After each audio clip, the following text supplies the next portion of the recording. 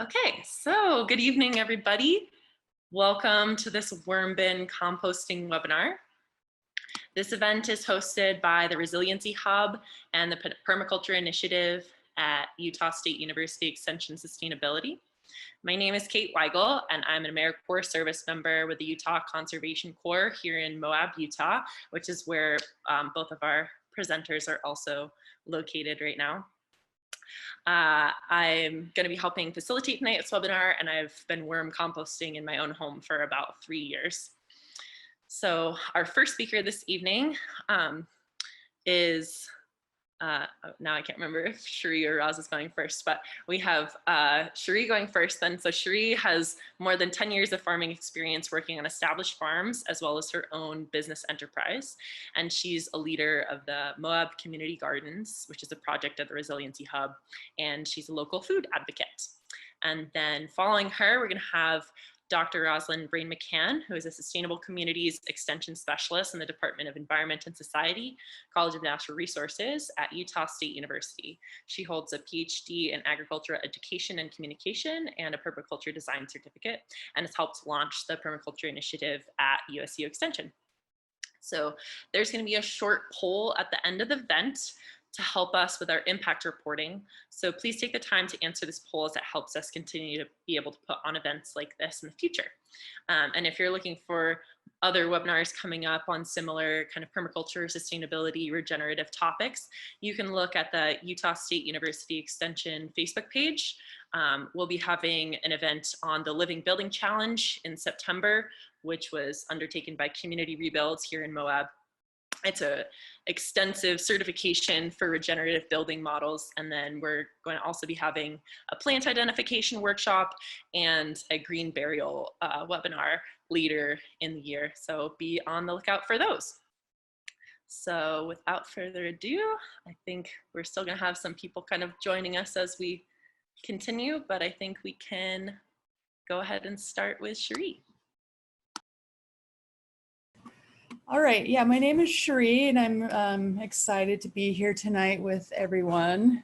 It's really nice to see a big interest in vermicomposting, using worms to make beautiful compost for your plants and your soil. The picture that you see here is the final product after it's been screened of worm castings. And I'll talk through the method of how that happens in the next slides. So in vermicomposting, the sort of worms that are used are called red wigglers. And there's some differences between these worms and earthworms. The red wigglers tend to live in the upper, probably about 4 to 6 inches of the surface level. And so that's why it's important to keep that upper level of your bin system at a good moisture level and not have it get too hot or too cold.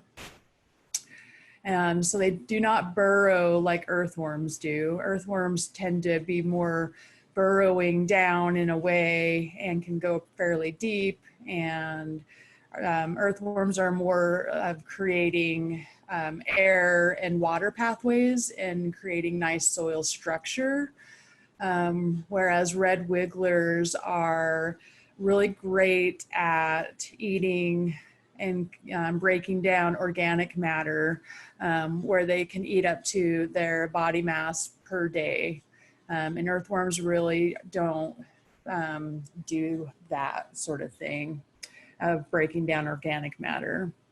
Red wigglers also thrive in confinement, and they can handle disturbance, whereas earthworms do not like those things. And this is important because in any sort of worm system, they're going to be confined, but they're not going to be burrowing out in a way like an earthworm would and escaping. And as you're sifting through your worm castings, you will be disturbing the worms But if you do it at, you know, a good time of year where it's not too hot and not too cold, they really don't mind a little bit of disturbance. So that's why they are used in this composting method. This is a picture of a large outdoor system. You can see that straw bales are used for the walls to hold everything in, and it also insulates the worms in the summer and the winter months. There is irrigation that goes off once a week that keeps the system damp, so not wet. You don't want it wet, like if you're squeezing out a sponge and having water come out, that would be too wet, but you want it to be like a damp sponge. And yeah, so this is a system that's been in place for 1 year, and it is a fairly large system for an outdoor worm bin. And it took me about 20 hours approximately to go through and sift the worm castings out of a system this size. So in thinking about the size of your worm bin in your yard or in your home, size does matter with how much organic matter you're inputting, with how much worm castings you will get. And it does take time to sort through the worm castings. So that is something to take into consideration. So this worm bin will be retired this fall, and a thick layer of straw will be put on top, about 6 to 12 inches, and that will insulate the worms through the winter. The irrigation will be turned off during the winter months, and then organic matter will be placed into the new bin. So in dismantling the 2-year-old bin, this is the view from the other side. Where the shovel is the last corner of the 2-year-old bin, where I've been sorting through the worm compost and extracting the worm castings. I'll explain that method here. So where the shovel was, you can see that's all been dismantled and sifted through, and this new bin has been installed and is in place for when the bin on the right is retired this fall and covered up. The irrigation can be moved over to have that start next spring, and organic matter can be started to add to the new bin on the left this fall. And then that bin on the right, I will sort through those worm castings next April and dismantle that and repeat the process. Okay, so the screening of the castings is using this wire. There's a thick, a wider gauge wire and a finer gauge wire that is used. So the wider gauge wire is placed on top of the finer gauge, and then shovelfuls of the worm compost is placed on top of the wider gauged wire, and using like this hoe implement, just going back and forth, finer materials will fall down onto the second screen, and then what you'll have left are rocks and not broken down twigs and like woody debris, not broken down like straw, like really chunky stuff. And I tend to just throw that sort of thing like on the ground and not necessarily like back into the bin, because they're not going to be able to be broken down. You can see the picture on the left, there are some eggshells that were not broken down, and those do take a while longer.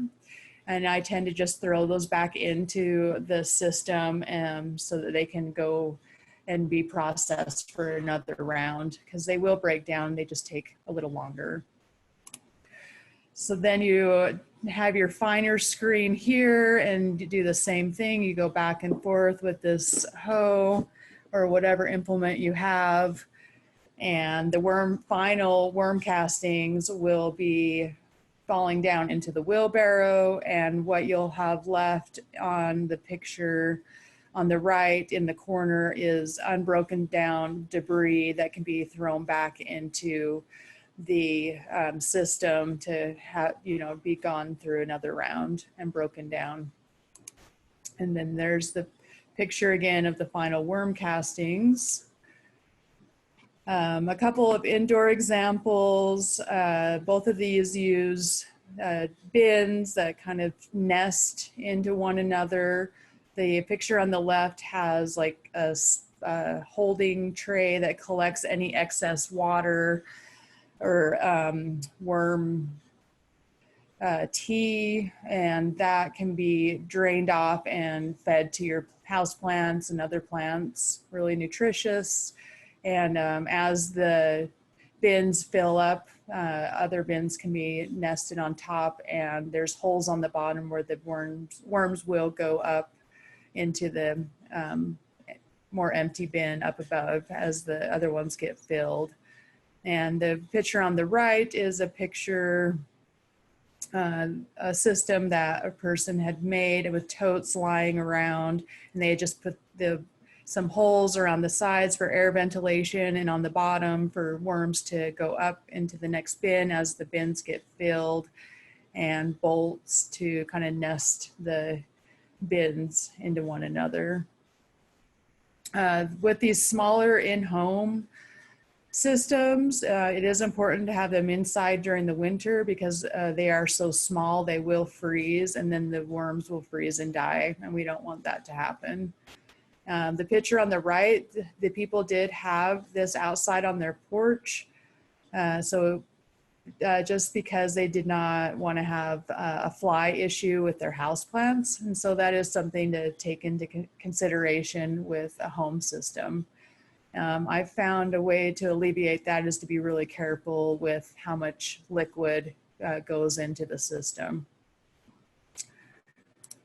So I have some other examples of outdoor systems. This was one where the person had this pre-existing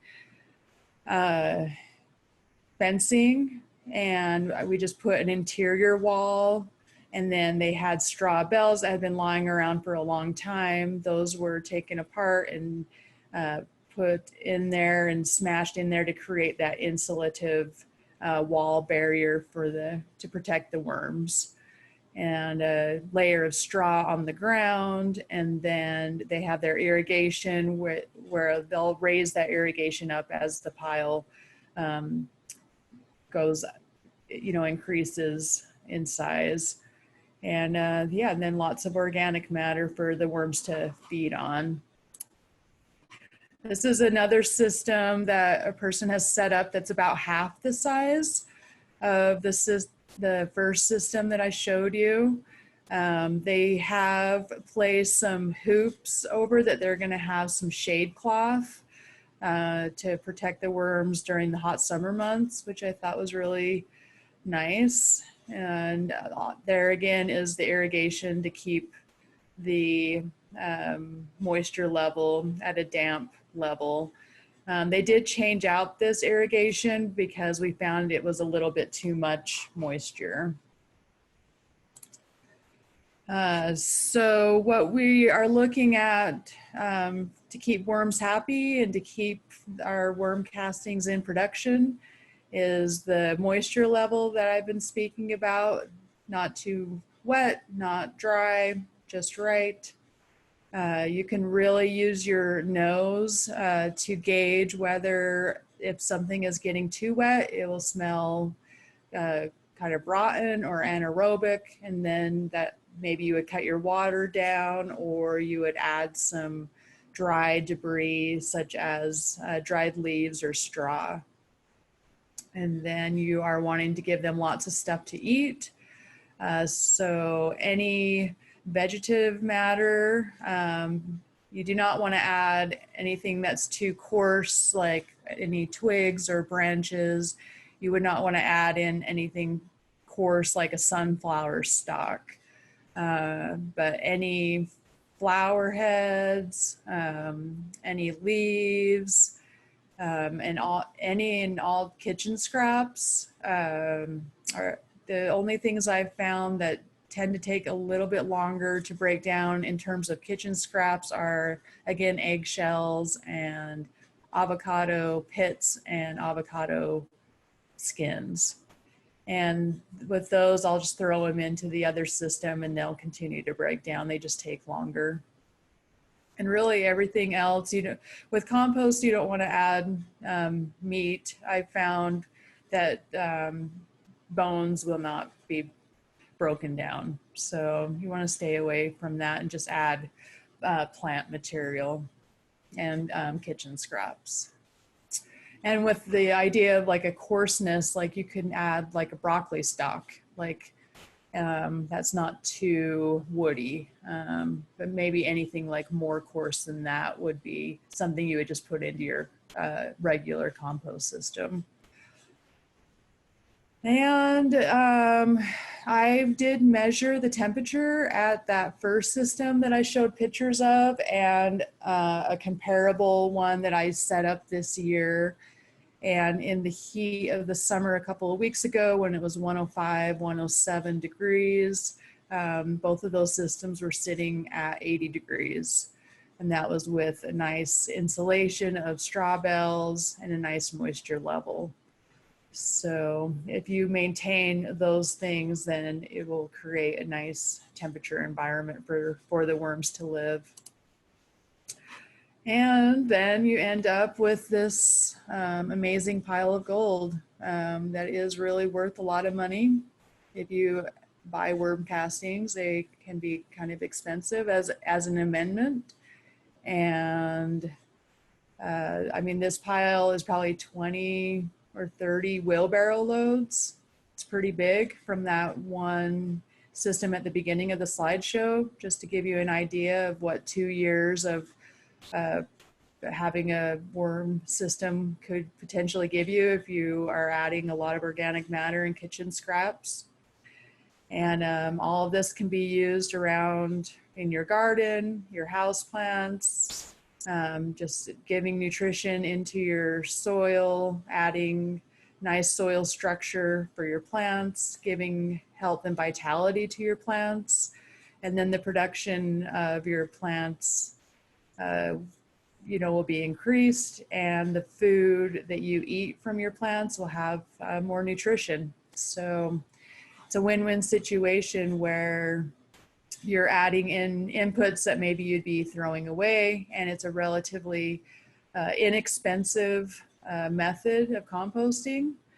And yeah, I think that's the basics that I was going to cover, and Roz was going to present next. And any questions that have not been answered, you know, with her presentation, we will have a Q&A after she's done sharing. So thank you.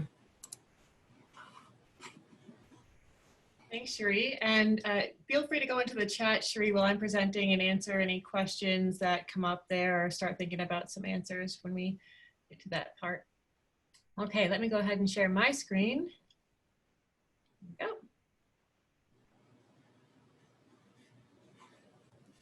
go. Okay, so very excited to talk about worms. I haven't talked about vermicomposting in a couple of years, and it was great to refresh some of the science that I had researched previously, and also bin structures.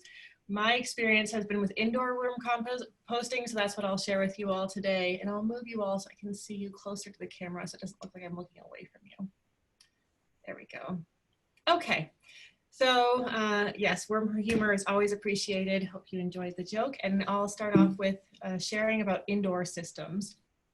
And so with indoor systems, Cherie's larger scale design allows for year-long outdoor vermicomposting, which is very exciting. But for many of us, we don't have a large landscape to allow for an outdoor system of that scale. So for those in that category, an indoor system would make more sense. And you saw some pictures in her presentation of examples of indoor systems, less insulation on the outside, which is why it's important to bring those systems in when the weather starts to turn towards winter. And then of course, you can bring them out again in the summer, keeping an eye that they aren't scorched especially in the summer sun. If they're in sun, ideally they're in a shady area, and you'll just want to monitor the temperature of those bins. Ideally that would be between 55 and 77 degrees. So just a best practice there for that. So let's talk some about indoor systems. So how to create your indoor vermicompost. There's some key essential materials you'll all need. The first is the bin, and you can get creative with what type of bin that you use. So you can use old buckets or garbage cans, some rubber and plastics, plastic bins. They're cheap and to use and durable. You can find them at the grocery store. Even better for an environmental footprint is if you find a bin at the thrift store. And we've done that in the past, found some great bins that we've shared with kids at sustainability camps to build vermicompost systems with. So something that was used and discarded, and then we've turned that into a vermicomposting system.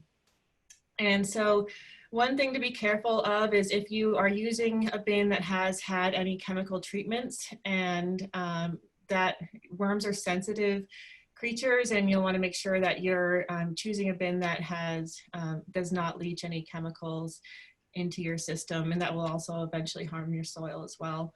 Wood bins would eventually decompose slightly over time, so that's something to keep in mind, but they'll definitely work. And so you can use wood systems, and that would be a long-term consideration, but for several years, a wood bin would be fine. So yeah, your ingredients, you have the bin itself, the bedding. So for bedding, I have a picture here of shredded office paper. That's a great thing to use for people like myself that work in an office environment. There's a plethora of shredded paper to be found. And it feels really good bringing home that shredded paper from work and using that in a system to improve your soil. Newspaper scraps are great as well. You can just rip those up and put them in your system. You'll want to rip them as small as possible. So it's great if you're watching a Zoom webinar or a podcast, listening to a podcast, something like that. You can occupy your time because we like to multitask, but don't do so very effectively when we're on a Zoom call and we start to email or something, because then our thoughts get lost in that. But if you do something like shred paper on a call, you'll still be paying attention, and then you'll be accomplishing another task, which we all love to do. Peat moss is another option that people use as bedding material, but it's less sustainable. So that's a consideration to keep in mind as well. And so just some sort of bedding for the worms to have, and that also helps keep fly populations low. And then some sort of grit. So worms grind food down in their gizzards. So if you didn't know that worms had gizzards, now you do. And their gizzards require some form of grit to help break food down. And so you can add a small amount of sand or similar material to your bedding. And lastly, Cherie covered the water. So you'll want to make sure that the water is to the moisture level of a wrung out sponge. And so that sponge wouldn't, if you squeezed it, it wouldn't be dripping water, but it would be wrung out, but feel moist, but not be dripping or running water when you squeeze that. Okay, so creating your indoor system. So to prepare your container, what I've done in the past is I've drilled several dozen small holes in the top, so your lid, and then the top of the sides, so around the top of the sides of the bin. And untreated wood bins are naturally ventilated, so you wouldn't need to worry about holes necessarily unless it's extremely tightly built. Then you'll want to drill some in there. And you'll fill your bin with organic substrate. So that includes those strips of newspaper or office paper, and sprinkle a handful of dirt and sand on top and thoroughly moisten. So obviously, as you can see by these pictures, much smaller than what Cherie was showing. This is an extremely small system that maybe you'd want to put under your kitchen sink or something. And that system that's shown next to that image too, that would work well if you have multiple bins of that size that you could stack and drill holes in the bottom so that are large enough for the worms to migrate as, so you feed on the bottom, and then Once that's full and to your liking, then you can start feeding on the next layer, and the worms will eventually, once they've worked through the bottom, work their way up the system. And so that's the second part of that. And then also the water factor as well. So again, like a wrung out sponge. Next, you add your worms and food scraps. And I recommend for these systems to feed worms in quadrants, as you can see in that third image on the slide. And so that's a great practice to have in your indoor system. So with that, you'll feed in quadrant 1, then 2, then 3, then 4, and then you can harvest in that same order as the contents are consumed by the worms. And so with harvesting the castings, there's different techniques that you can use. And this one, the picture shown in next to the number 4, the entire layer is ready for harvesting at this point. And so you can see that's worm compost because there's still food scraps and other material in there. Worm castings are what Cherie showed in her slide of after having screened through everything, that fine, beautiful finished product that she had from her systems. So one technique could be a push and wait technique. And so you push contents to one side of the bin and restock the other with your fresh bedding. And this relates more to those quadrants that I showed. So you're pushing them to a side and then you're feeding in the next area, either half or quadrant, and you wait patiently. And this will take a couple months for those worms to fully start using that other side, and then you can harvest. Another technique is an expose and scrape, I call it. And so that's when you expose the bin contents to the light and then you scrape off a thin layer. And then you go ahead and you scrape the next exposed layer and work your way down about up to 1 inch. And the worms will move below that to escape the light. They're very sensitive to light. And so those are 2 techniques for harvesting worms out of a small indoor system. And so here's a picture of some contents from worm bins. And this is the picture on the left is someone creating mixing those ingredients together for the bins. They have some grit in there, some bedding, some food scraps, and more bedding will be added. Can you tell me in the chat quickly what is missing in that picture of the essentials that are needed in a worm bin?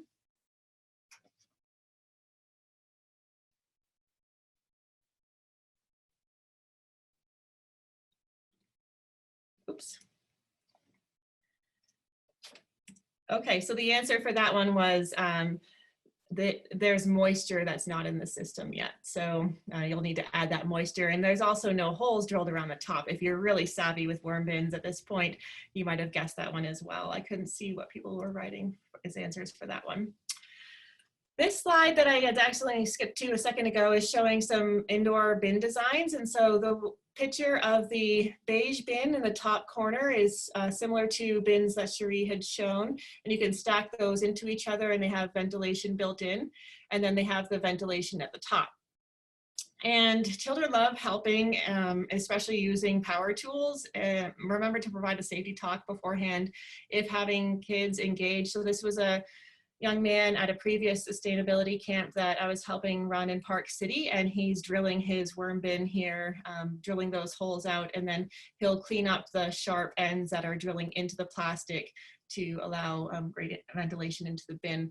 Worms will only try to escape up through those holes if your bin if there's something wrong with the ingredients of your bin. So we have those perfect ingredients of the bedding, the grit, the food scraps, and the worms, and the moisture level. And if any of those get too off balance, your bin will start to turn anaerobic and start to smell funky. And when that smell, you all know that smell when you'll experience it, occurs, your worms will start to escape or try to escape. And so they're a great signal that there's something off in your bin as well. When you start seeing worms going up the side trying to leave the bin, they're trying to escape an unhealthy environment. Okay, so keeping a healthy bin involves a few living essentials. The first is, of course, the worms. So the worm's role in a worm composting system is to provide an anaerobic, not anaerobic. So they provide that aerobic and therefore odor-free environment, and they're consuming material and producing those nutrient-rich castings, which are the outcome that we're hoping for our bins. And a healthy bin also entails inclusion of microorganisms, so namely bacteria and fungi. Those are part of a system as well, working together to break down your food. So how do they do that? Bacteria use a variety of enzymes to break down organic material by oxidizing it and providing them with the resources they need to grow and reproduce. A byproduct of the oxidation process is that the heat is generated. And so what Cherie said with measuring the temperature of those bins, even when it was extremely hot outside, it was maintaining a great heat environment. The bacteria play a role in that process and create ideal conditions for even more voracious microorganisms to exist. And so also part of that equation are, of course, fungi. And those are the molds and yeast in a composting system. They break down tougher debris, which enables bacteria to continue the decomposition process. So all of it's working together. There's a missing living organism that's an essential in your worm composting system that I did not mention, and that is you. So you're a critical player in helping to maintain the balance and health of your system by monitoring the smell, making sure you're still feeding the worms in the system and that they aren't escaping or trying to. I've experienced that once with them all trying to escape, and it's kind of sad. So, but you can easily rebalance it and then sort that problem out. So now I'm going to dive into, after hearing some about how to build your indoor system and the essentials you need for that, some of the more detail about red worms versus earthworms, why we want to use red worms in systems, a little bit more detail than what Cherie had introduced us to with that part, and how red worms function and reproduce, and then benefits of the final product. So just a few more slides focused on worms specifically.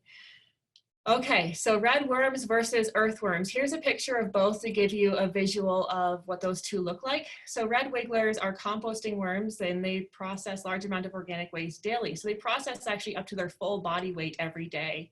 It's a lot if you think about eating, you know, I'm around 145 pounds. If I ate that much food in a day, that's just crazy to think about, but worms can handle that. And they can also, red worms can handle disturbances, and they thrive in confinement. Whereas earthworms, they don't process large amounts of organic waste like red worms do. They cannot eat up to their body weight in a day, and they do not thrive well in confinement either, and they also don't deal well with disturbance, so they aren't a great option for your worm composting system. We want to use red worms. And so here on this slide, we see worm guru Mary Applehoff saying the most satisfactory kind of worm to use in your vermicomposting system, referring to red worms. And other people have called them in the past red wigglers, manure worms, red hybrids, tiger worms, stripe worms, etc. And these are some examples of favorable worm varieties that you could use. So some neat facts about worms, and specifically red worms. They breathe through their skin, and although they have no eyes, their skin cells are very sensitive to light, and the technical term for that is photophobic. And so that's why they'll escape that light if you're doing the expose and scrape method for harvesting. According to Oregon State University Extension, they reproduce rapidly after they reach sexual maturity, so usually 30 to 45 days after hatching, and they can double their population in about 60 days, which is really impressive, which is why so many people starting a worm composting system just take a couple handfuls or even one handful of worms from someone to start their system if they have the time to let that grow on its own. And they're also, they're hermaphrodites, which means that each worm has both sexes. But a neat fact about that is that a worm must mate with another worm to reproduce, even though they're hermaphrodite. So in simple terms, each worm transfers its sperm to the other as they lie head and tail next to each other. A mucus collar is produced, and this is an raised band circling the worm's body, and that eventually forms a cocoon. So a cocoon is smaller than a grain of rice, and those of you with worm bins already know what that looks like. A mature worm can produce up to 4 yellow lemon-shaped cocoons per week, so 100 per year, and hatching 2 to 5 worms in about 3 weeks. Young worms are whitish with a central pink tinge showing their blood vessels, and so it's neat to see those baby worms in your system, and fun to observe that. So when you see those small grain of rice items in your worm system, you'll know that that's the cocoon that's producing baby worms or about to hatch. So what can you and what can you not feed your worms? There was some discussion of that happening in the chat.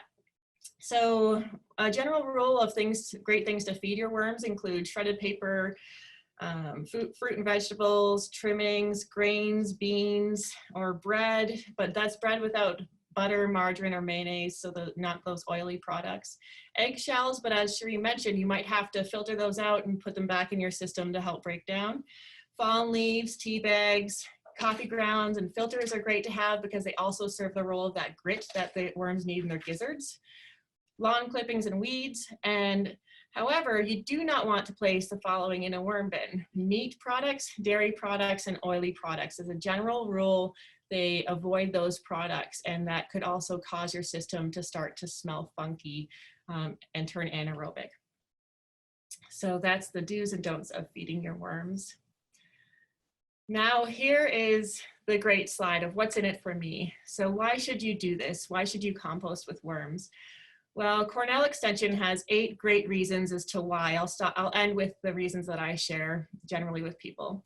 So the 8 reasons why to start a worm compost bin according to Cornell Extension include: first of all, uses up your kitchen scraps. Second, it works as indoor year round.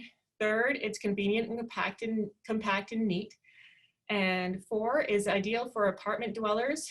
5, it reduces waste sent to the landfill. 6, it teaches kids and adults about small-scale ecosystems. 7, produces an abundance of fishing worms if you like to go fishing. And 8, produces castings, which is a nutrient-rich addition to your houseplants, flower, and vegetable beds, providing an excellent amendment for your soil. So a great quote that I like to tell people is: compost improves aeration and drainage in clay soils, holds moisture in sandy soils, eases cultivation, acts as a disease suppression, balances pH, and helps all soils resist crusting, erosion, and leaching of nutrients. Worm castings are the most nutrient-rich, pH-balanced, and consistent of all composts, and that quote comes as well from Cornell Extension. So when I share people a quick information about the benefits of worm composting systems, these include that they increase moisture and nutrient retention in your soil. So that's really great, especially for areas like Utah, which are anticipated to become hotter and drier over time. Many areas of the US are experiencing that. And so applying worm compost can actually increase that moisture and nutrient retention of your soil. And also, like I mentioned before, it lessens crusting and other physical damage common to soils, especially in arid climates like our own here in Utah. So with the nutrients that are provided in worm compost, first of all, these nutrients, this worm compost contains more nitrogen, phosphorus, and potassium than farmyard manure. And also the micronutrients present are, they contain more manganese, copper, zinc, iron, and the same amount of magnesium as farmyard manure minerals. And they're so nutrient rich that generally we spread them around plants, but that's just a general rule with worm compost. So there's a slide up about knowledge gain, and we'll end my part of the presentation and then go into Q&A with some trivia. And I encourage you to participate in the chat as we go through worm trivia. Some of it I covered in my presentation, and some of it will be new facts that you'll be guessing. When I see the first right answer, I will state that and move on with the next one. Okay, here we go. So the first question is, our first trivia item is: a worm has no arms, legs, ears, or eyes. I'm starting off easy for you all.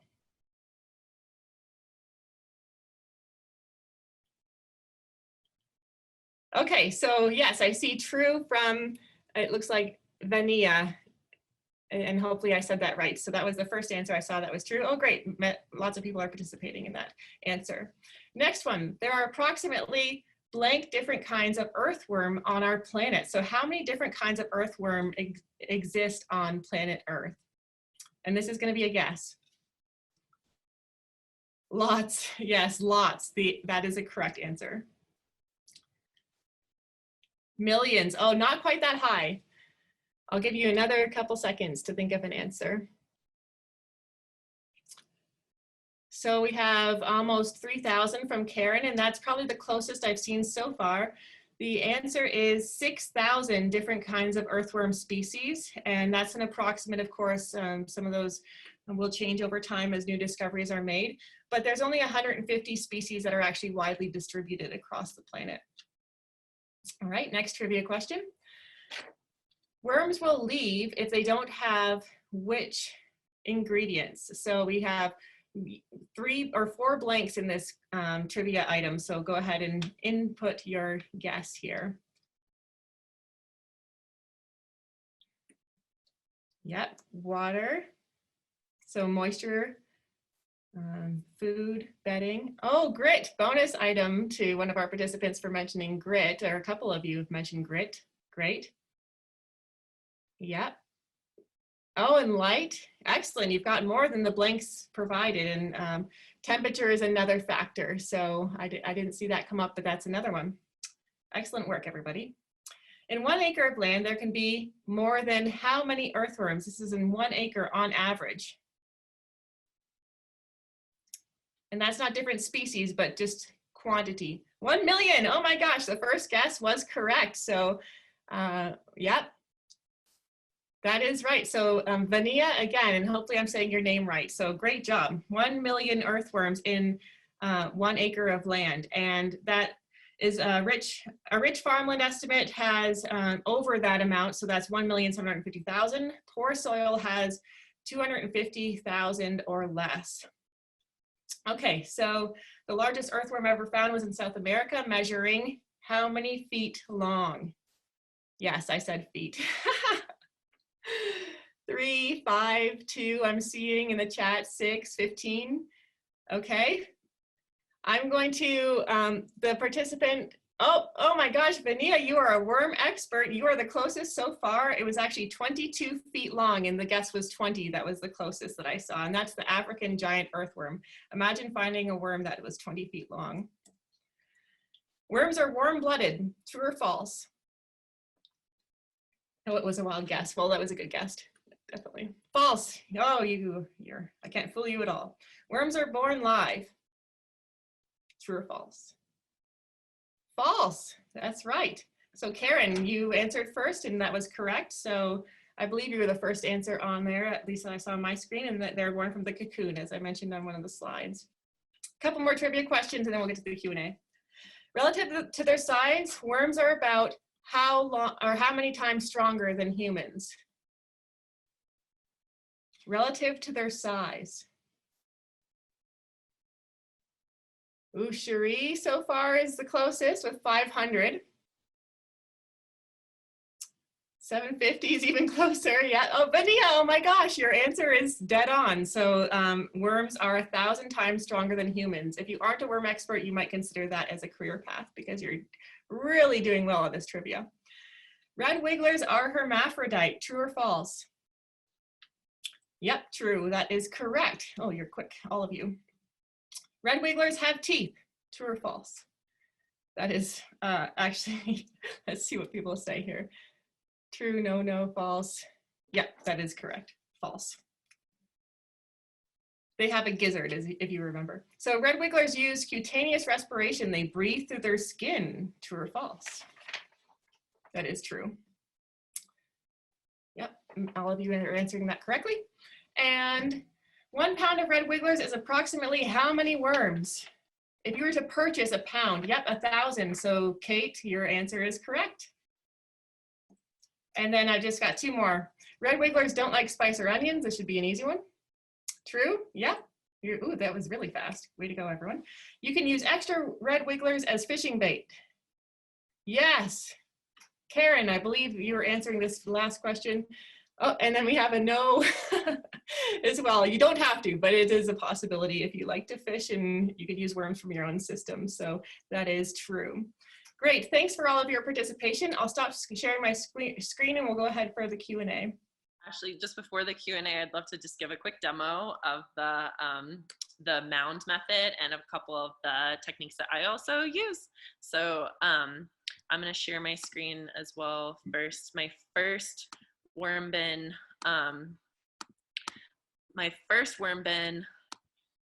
was this worm bin right here. Can you guys see my screen okay? Yeah. So this, if I were going to do it again, we really wanted to build something that was outside, but we also wanted it to be able to be outside during the winter. You can actually see there's a little sign here that says "Caution, earthworms at work." Very cute.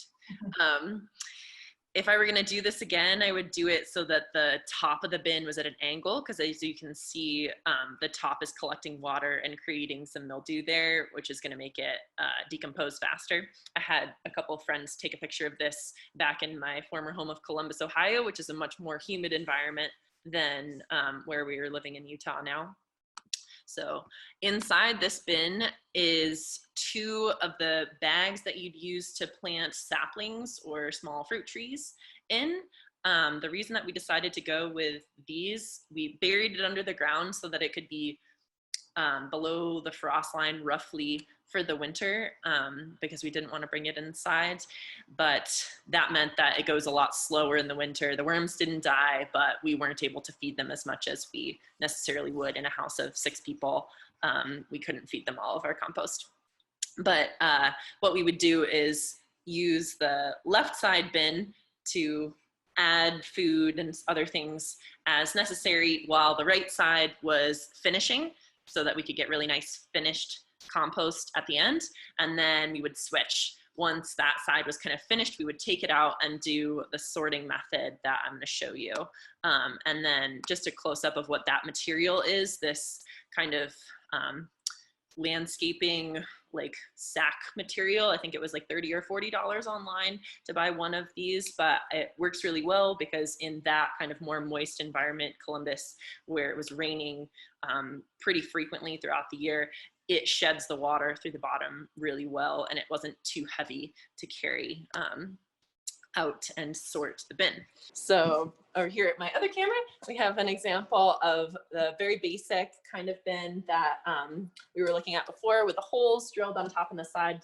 The reason that I really like this bin is because it has this flippy floppy top, so I don't have to take the whole top off every time I want to add compost, because I found that was just kind of a barrier to me for adding more scraps. I was just annoyed by taking the top off and having to put it down, and maybe it's covered in a little bit of worm castings. So I really like this because it's very easy to add. And then with this bin, which we saw a picture of before, this is a worm tower. And so it has those kind of nesting things that are going on, where you start at the bottom and you work your way up. The first time I used this, I got a bit confused and I just added all of the bins at the same time, all with bedding in them. But that didn't end up working very well, and I ended up having to take it apart.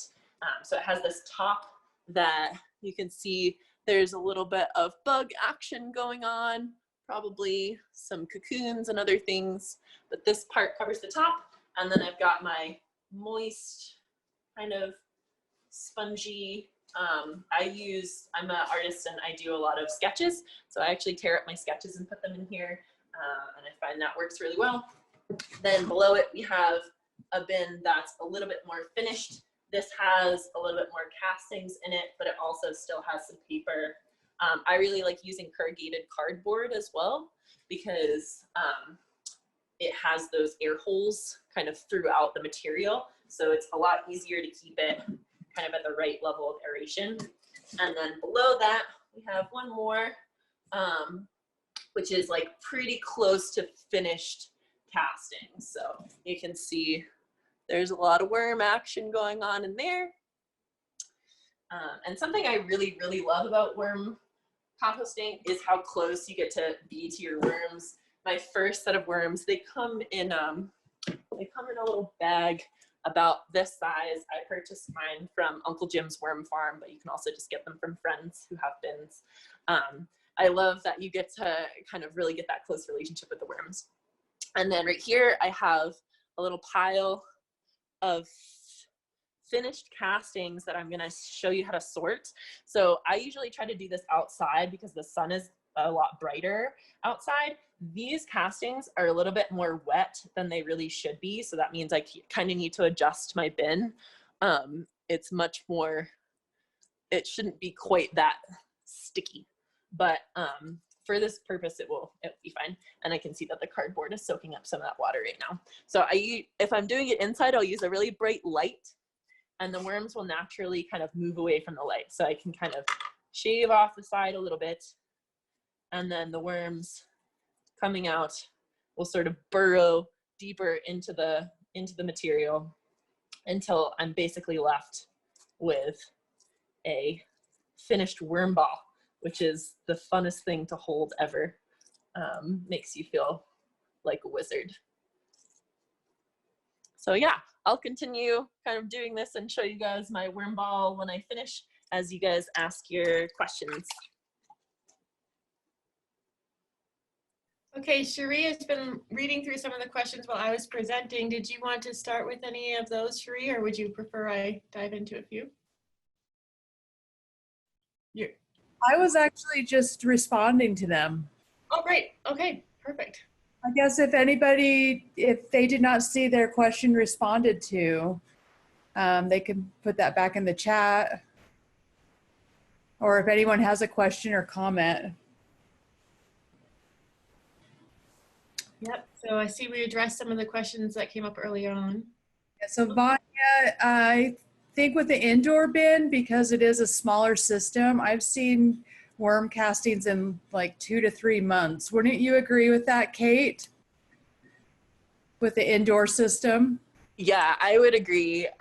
It depends kind of on your temperature. If it's the winter, then I would say probably a little bit slower. Another thing as I'm doing this, I'd love to add is just take your stickers off your fruit and your veggies. I know that ends up being a problem later down the line for my roommates who might not be paying attention as much as they should be. So.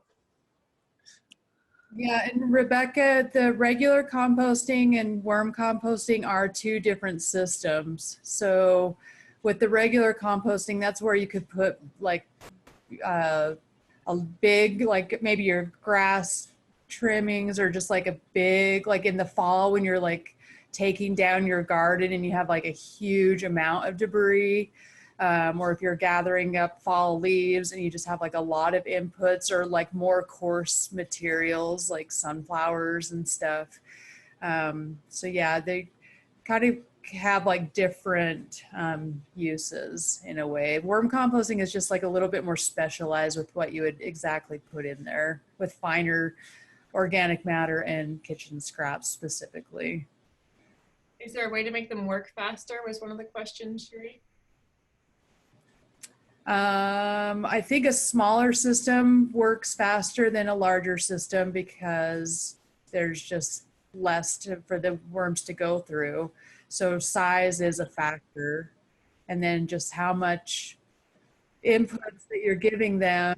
I mean, a higher amount of inputs, you most likely have more worms, a higher population of worms. So just like keeping the system, so the worms are happy so that there's a high population. One thing I've found to help it go a little bit faster if you're really impatient is you can freeze your vegetables and fruits first, and that helps kind of break down the cell walls a little bit. Mm-hmm. And then even if you're trying to really go fast, you can freeze it, unfreeze it, and then create a worm slurry in a smoothie kind of blender. Just be really careful about burning out your blender doing that, because I have also burned out my blender doing that. But they really love that kind of, as long as it's not too wet and it's still kind of a thick, creamy substance, they really, really love that. And I know people do chop up their kitchen scraps into smaller sizes to facilitate ease of breakdown, so they're not having to break down like huge chunks. So that can be like another method. Yeah, food processors, great as an alternative. What Kate mentioned too. Yeah, and with the indoor bins, on how often you feed them, Vanya, you just want to kind of go with your nose again. So you don't want to feed them too much that they're not able to like keep up with the inputs. So that's just like something that you kind of have to gauge with the moisture level and with your nose. So you know that they're able to like keep up with what, but I mean, you know, once or twice a week, definitely. And it's just like a nice, like, you know, 1 to 2 inch layer is a good input for an indoor system.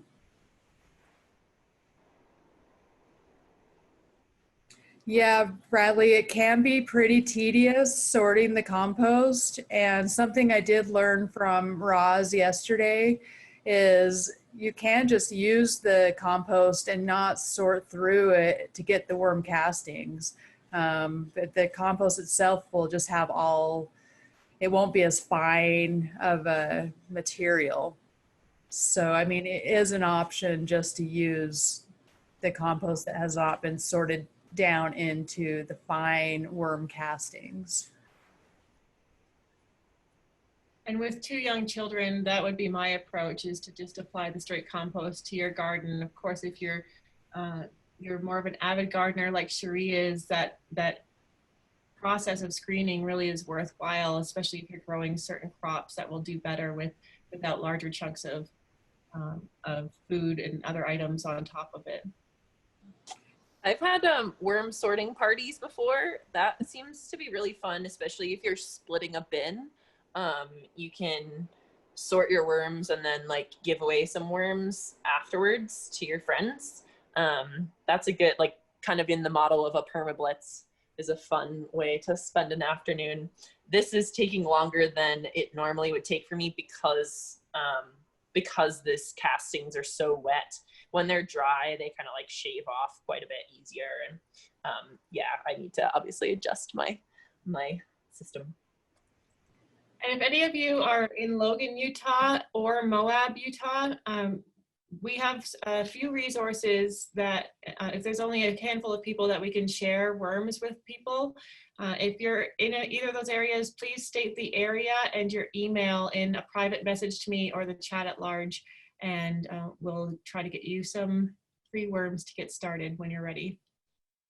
I wanted to address Brown Millennial Misfits had a question about having multiple bins because they do produce so many kitchen scraps, and that is an option. And then perhaps you just need to put some of those kitchen scraps into your outdoor, like, regular compost. And a rotating cylinder. Yeah, I don't know. I have not seen that example, Vania, that you mentioned with the rotating cylinder, so I don't know how to address that.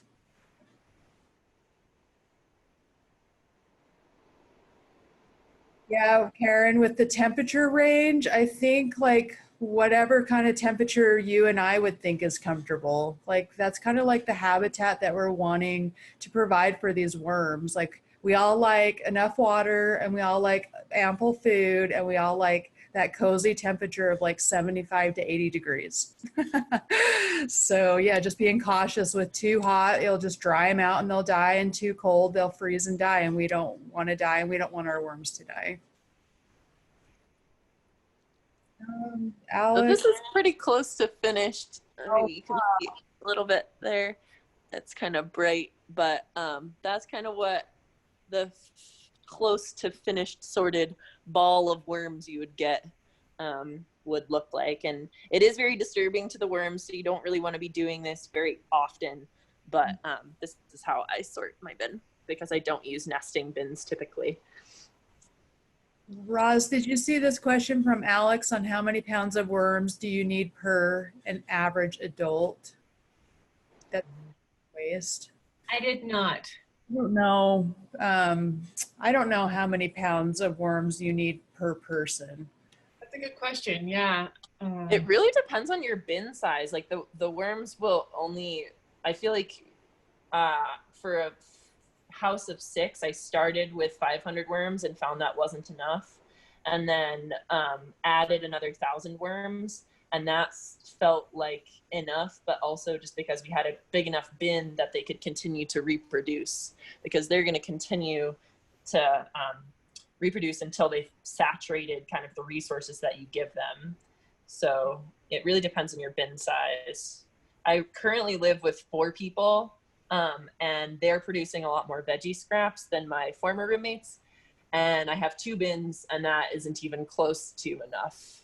And we end up composting probably most of our, regularly composting most of our other scraps.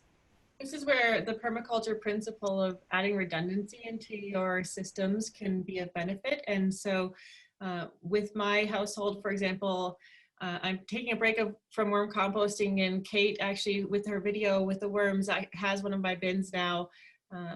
While I was away from Moab for a while, but so I had worm composting, but also 2 regular composting bins outside, and then I have dogs that get other food scraps. And so just having various systems for composting your waste, because unless you have a large scale outdoor system like Cherie had shown, you're going to want to build redundancy. If you don't have the space for a regular composting system as well outside, it's great to get to know some of your neighbors and see if anyone does have a composting system, and maybe provide some trade for them taking your waste, and you could eventually take some of the finished compost over time.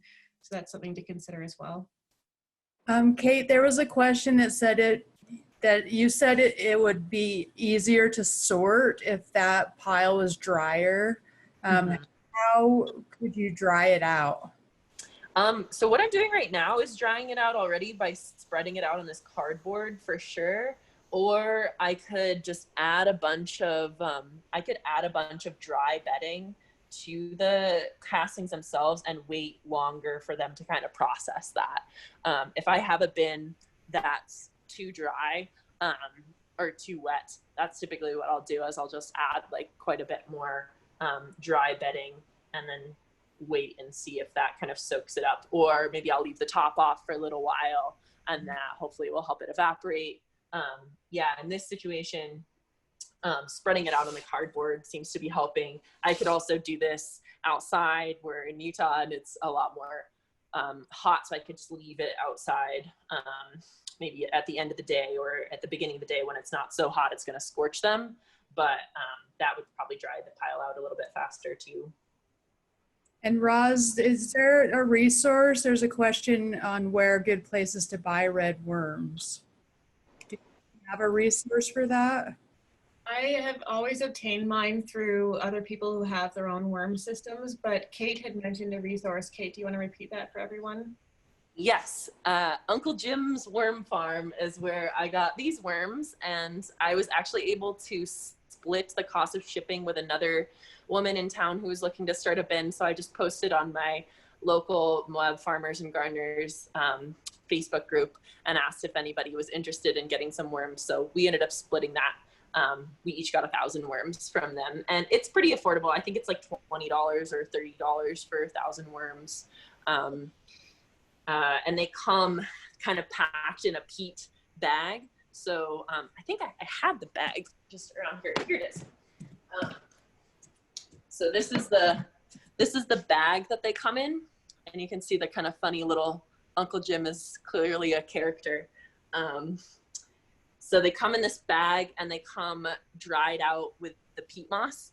So you want to get them into your bin kind of as soon as possible. As soon as they come, you don't want them to be hanging out a mailbox or somewhere where they're really going to be exposed to the elements. They're a lot smaller and kind of less active when they're dry like that. But as soon as you rehydrate them, as soon as you put them in the bin, and put a kind of bright light on the top, if you want them to burrow down, they wake up pretty quick.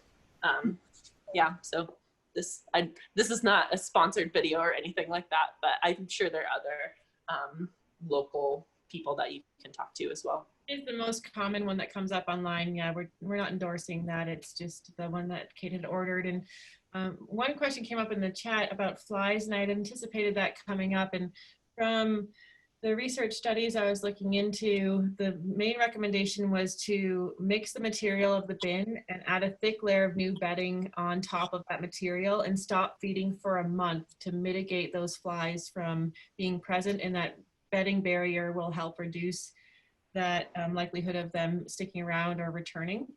When feeding resumes, bury your scraps deeply and keep the bin covered. Avoid tropical fruits until the flies are gone, and move bin outside if the weather allows. So that was what was recommended for flies. So hopefully that helps some of your questions about flies. And for Kate, there was a question. I was always told the oil from your hands were not good for the worms. Do you not use gloves? I don't use gloves. I'm sure that it's not great for the worms, but considering all the other things that I'm kind of putting in, like I'm sure there are also chemicals in the cardboard that are probably not great. I'm sure there's also some chemicals in the paper that are potentially not great, maybe ink. That's why I don't use colored papers for newspaper, like only black and white typically. But I think one of the things I love most about worm composting is the feeling of it. And so I would be a lot less likely to use worm composting system if I had to use gloves, just because I really like that kind of like ushy gushy squishiness. For some people that might be kind of gross and disgusting. So yeah, using gloves would be fine. But I've never really had an issue with the worms. I think they're more probably irritated by the light than the oil in my hands or my skin. I would agree with that. Like, I don't really hold them a long time, but it doesn't seem like they're bothered by being held in the hand. There was a question up above in the chat, and if y'all have any thoughts about this, has anyone converted a trash can to a worm bin? And I kind of think that that would work. Any thoughts? I haven't done that. I feel like I've seen pictures of that done. I think you would have to be careful about it getting too heavy because of the amount of moisture you would need, it could get really heavy really fast. And also making sure it's aerated enough. As soon as you start to get, a lot of people like vertical worm towers because they don't have to worry about sorting. So I think if you were doing a system where you were kind of collecting material from the bottom of the trash bin and then adding material to the top, that could work really well. I don't really mind sorting, so I kind of enjoy the sorting experience. So I've never done that. There was a question about maggots growing in the worm compost bin, and my first inclination is to think that there might be too much kitchen scraps and not enough like paper and like dry debris. I think there needs to be like kind of a nice balance between your wet and your dry. So if you're having flies or pests, you probably just need to dry out your bin system. What I recommend for getting rid of those would be to stop feeding that layer if it's a multi-layered system and feed the above layer and let those worms migrate up, and then you can rid of that maggot layer to get rid of that problem. And there was a great recommendation in the chat about flies as well, and I'm glad this was mentioned, and I've actually done this in the past and completely forgot, is to use an apple cider vinegar trap. So use a couple drops of dish soap within a thin layer of some sort of vinegar. Apple cider vinegar works great, and the fruit flies are attracted to that, but the dish soap causes them to get stuck in that liquid, and that works great as a trap for mitigating flies. And yeah, I have this trap for gnats that works super well. I have a very, very intense fly problem because I also live on a dog ranch, a puppy dog rescue ranch, where there's a lot of dog poop, and so there's a lot of flies. And this is my system for catching gnats and flies. It's a cone, so they fly down, and then their natural inclination is to fly back up, but they can't get out the top because it's taped. And then I just add a little bit of balsamic vinegar or wine or whatever, and they drown in that. And that pretty much got rid of our fly problem this year. Wow, that's cool. Yeah. Yeah, I have to thank another roommate for that. That was not my idea, and I'm very grateful. great. Questions have slowed down in the chat, so I just want to say thanks to everyone for coming and look at that beautiful worm ball that Kate has on her. These worms could be yours if you're in Moab, so send us a message. We have a vermicomposting fact sheet with USU Extension. If you search vermicomposting USU Extension, you can find that. And we will create a video link to this presentation as well that will be posted on YouTube on USU Extension's YouTube channel. So thanks everyone for partaking, and thanks Kate for hosting, and Cherie for co-presenting. Thank you.